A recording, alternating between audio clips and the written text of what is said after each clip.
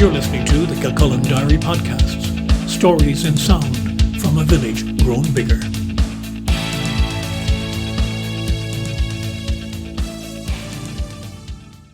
Hello, I'm Brian Byrne and this is Kilcullen Diary.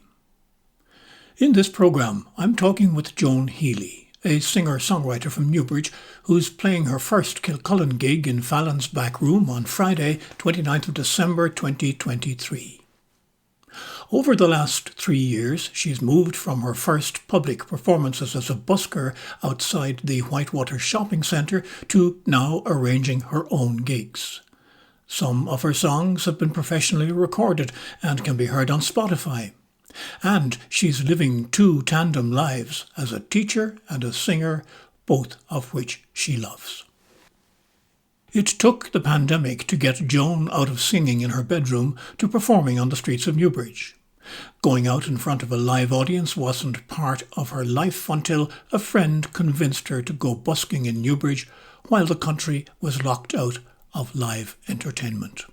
Yeah, I think it's kind of always something I've wanted to do, but I never had the courage to do it. And then I finally met some other buskers and musicians, and they kind of encouraged me because they had been out busking, and they said they kind of showed me the hot spots, where to go and what to do, and gave me advice. And then I kind of just someone took me under their wing, and then I started doing it on my own.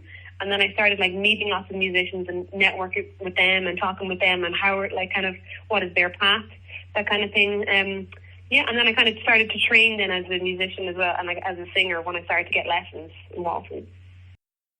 3 years on from that first time singing on the street, Joan has a lot more performance experience and knowledge now than then. But does she remember that first time? Yes, I did. I was with a friend of mine, and he brought me out to a place, and he just said, just sing there at that spot. This is a perfect busking spot. And I just sang a scale or something, and he's like, yeah, you just busked there. And I just remember feeling it was a great relief that I kind of came through all the fear that I had about busking, that I was afraid of people making fun of me in the street. And then I just started busking, and even though I felt in the back of my mind this is kind of mad, I just sort of went for it as well and enjoyed it. Kind of mad, yes, but enjoyable, yes. Very quickly, Joan got to know what she calls the magic of busking, and learned very quickly too that there's sometimes a darker side to street performing. It was really cool actually, because I finally got to see the magical side of busking. I used to kind of be in the audience side and kind of enjoying the atmosphere of a busker being in the town or something, but now I got to kind of be the one who brings that to people, so that was really fun.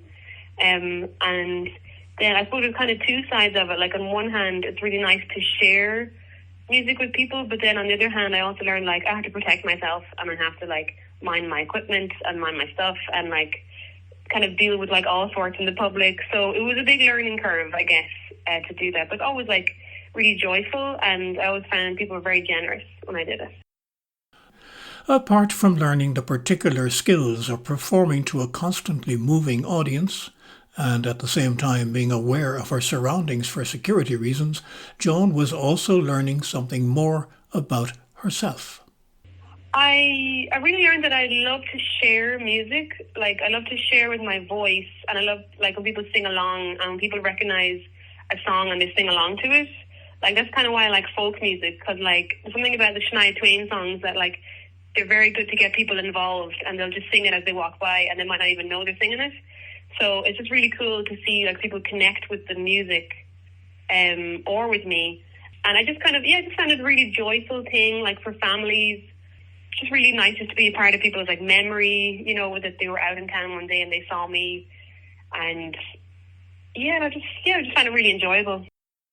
From singing on the street in Newbridge, Joan eventually expanded her horizons and busked also on Dublin's Grafton Street. To those not in the business, that would seem to be a move upwards. But she found there was quite a difference in the audiences. Yeah, the people were more receptive. People would chat to me more in Newbridge. They'd come over and they'd say thank you, and they enjoyed it or they liked my voice. In Dublin, people interacted less and they gave less. And they were too afraid to stop as well. They were very busy and they weren't going to stop on the street as much as Newbridge. Like Newbridge, everyone gathered around and it was a whole event or something happening. So that was quite nice. The songs that Joan Healy sings are folk and blues. And when you listen to her, it's clear that her voice suits both genres. But where did that particular interest come from?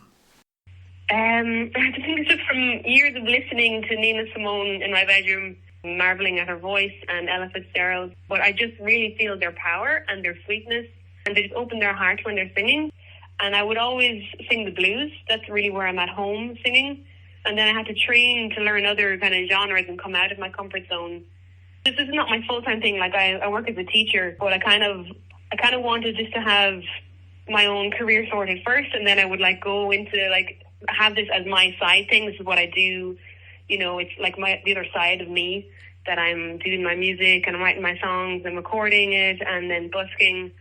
And yeah, the kind of two lives that I live, kind of in tandem, that I'm able to live and express everything in my music side and my creative side.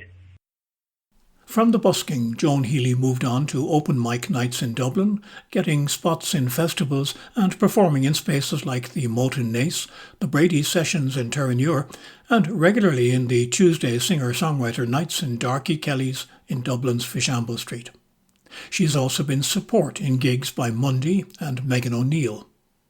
At a certain stage, she decided she needed to do voice training.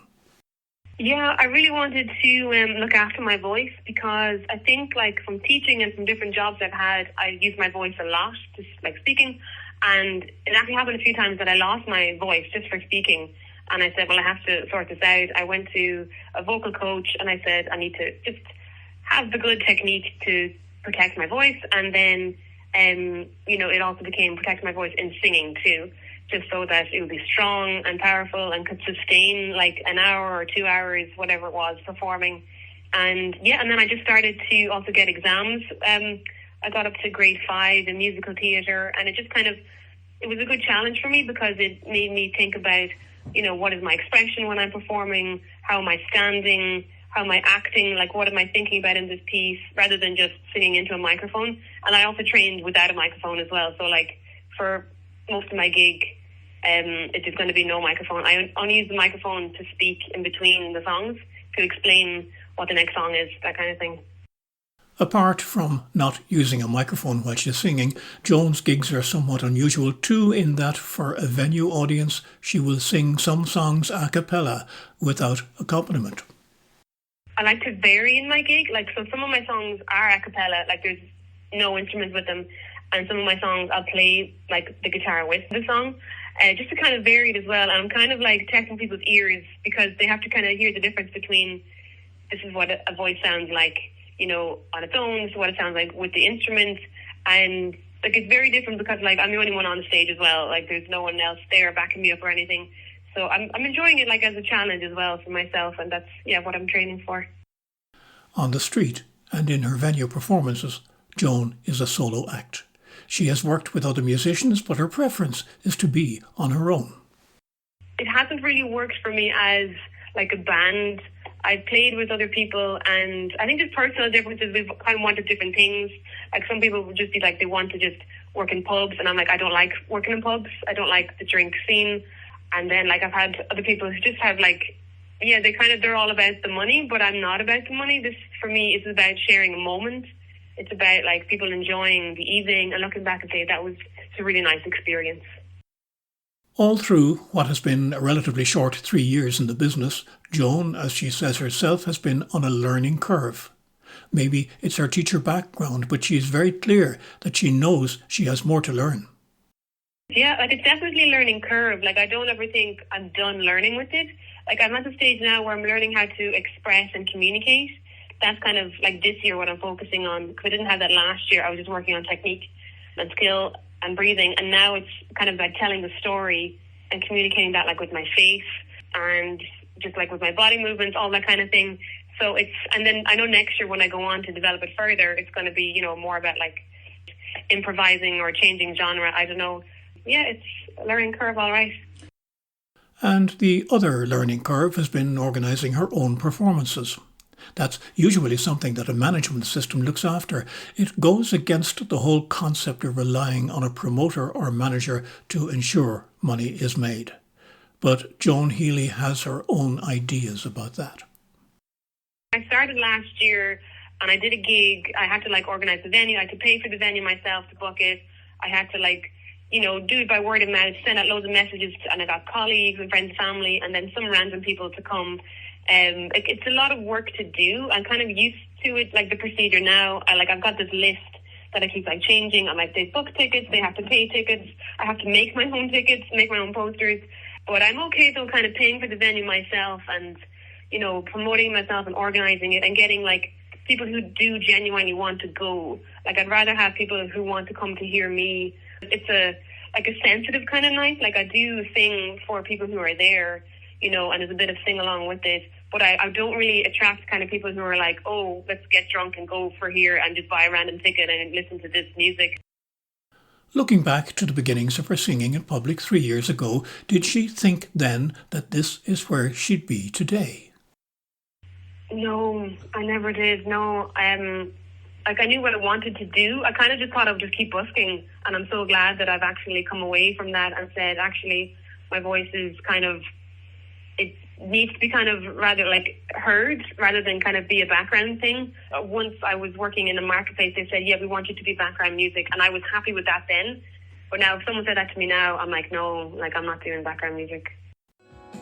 If I were your lover, I would make your dreams come true. But I'm none of these things, can you see? You are all these things to me.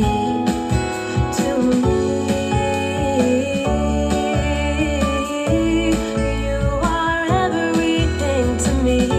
Yeah. Joan Healy, singer-songwriter, busker to venue performer. She'll be appearing in Fallon's Back Room on Friday the 29th of December. Tickets €10 on the door or in advance from the bar at Fallon's. I'm reckoning not a bad way to finish out 2023. I'm Brian Byrne. This is Kilcullen Diary. Thank you for listening.